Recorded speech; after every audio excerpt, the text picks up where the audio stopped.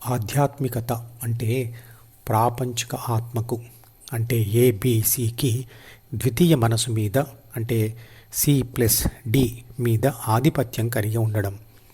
ధ్యానం చేయకముందు మనిషి అంటే ఈ ప్రాపంచిక ఆత్మ డికి బానిసగా ఉండి జ్ఞానేంద్రియాల ద్వారా ప్రాపంచిక అనుభవాలు పొందుతూ ఉంటాడు.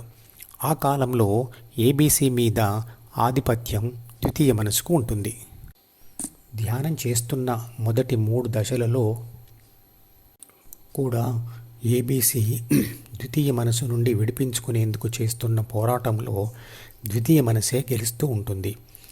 కానీ ధ్యాన తీవ్రత పెరుగుతూ ప్రపంచం పట్ల వైరాగ్యం పెరుగుతూ ఉన్న కొద్దీ ఏబిసి మీద డికి ఉన్న ఆధిపత్యం తగ్గుతూ పోయి డి మరియు సి కూడా తగ్గుతాయి. దీని ఫలితంగా ఏబిసి ధ్యాస డి నుండి విడిపడి జి ద్వారా హెచ్లో చేరుతుంది.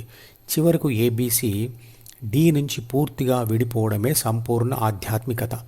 ఈ దశలో సి మరియు బిల అవసరం ఏకు ఉండదు కాబట్టి అవి కూడా విడిపోతాయి. అప్పుడు ఏర్పడే జ్ఞానమే ఆధ్యాత్మిక జ్ఞానం. ఆధ్యాత్మిక జ్ఞాన నిత్యత్వం తత్వ జ్ఞానార్థ దర్శనం అంటే ధ్యాన విషయాలు ప్రతిరోజు మననం చేసుకుంటూ సాధన చేస్తూ ఉంటే ఆత్మదర్శనం అవుతుంది.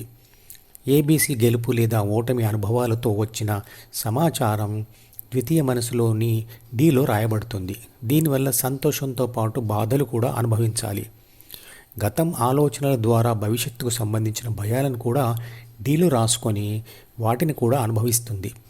కానీ బాధ పెట్టే మరియు భయపెట్టే ఆలోచనలను వదులుకోవడానికి వాటితో యుద్ధం చేయాలి. నిర్ణయం తీసుకునే ముందు మరియు దానిని అమలు చేసేప్పుడు పరస్పర వ్యతిరేక ఆలోచనలతో యుద్ధం జరుగుతూ ఉంటుంది. గాఢ నిద్రలో తప్ప ఈ యుద్ధం ఆగదు. అందుకే ద్వితీయ మనసును కురుక్షేత్రం అంటారు. అనుకున్నది దొరికితే సంతోషం, దొరక్కపోతే విషాదం. మనసున్న మనిషికి సంతోషంతో పాటు విషాదం తప్పదు.